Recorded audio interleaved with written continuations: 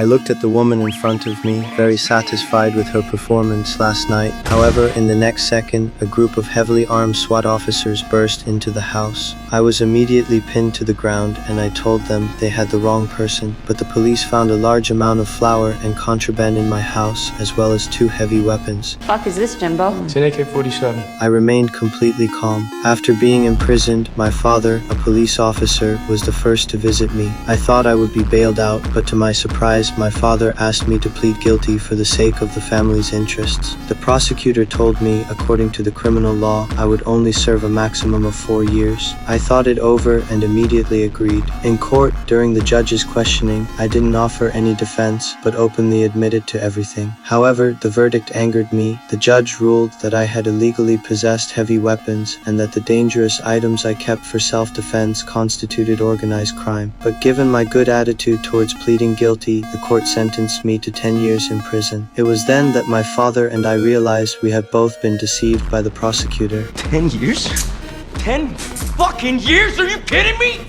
You lied to me, Beaumont! You fucking lied to me! 7 months later, the prison guards took me to the medical room. Inside, I was confronted by the prosecutor who had deceived me and a female detective. It turned out that the female detective had discovered through investigation that I was exceptionally talented, able to make friends with all the gangs in the prison, earn money inside, and adapt extremely well to the environment. Looking at the female detective still smiling, Fucking tell me why I'm here. We would like you to transfer to another prison and befriend someone to elicit a confession. We need the precise location of the dead body.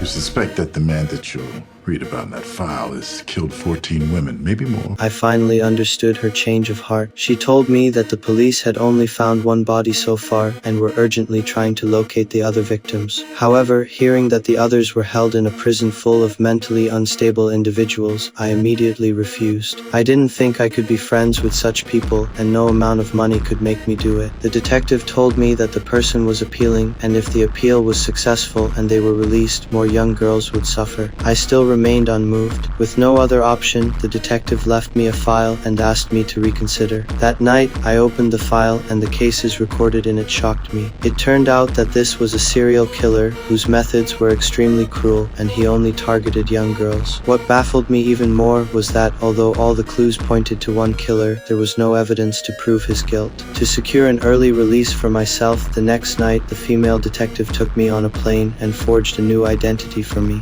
Except for the prison warden and the psychiatrist, no one would know my undercover identity. The female detective would participate in this operation